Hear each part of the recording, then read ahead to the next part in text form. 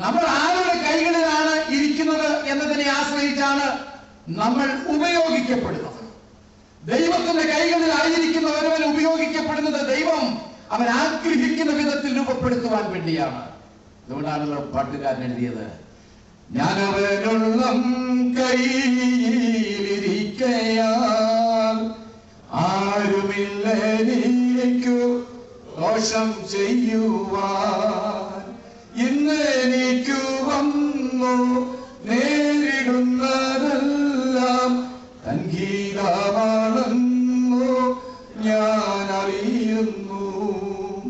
ഞാൻ അവന്റെ കയ്യിലായിരിക്കുന്നത് കൊണ്ട് അവൻ എന്നെ ഉപയോഗിക്കുന്നു. പത്രോസിന്റെ ലേഖനത്തിൽ, യാക്കോബിന്റെ ലേഖനത്തിൽ പറയുന്നു, നിങ്ങളെ തക്ക സമയത്ത് ഉപയോഗിക്കുവാൻ അവന്റെ ബലമുള്ള കൈയുടെ കീഴിൽ താണിരിപ്പിൻ എന്നാണ്.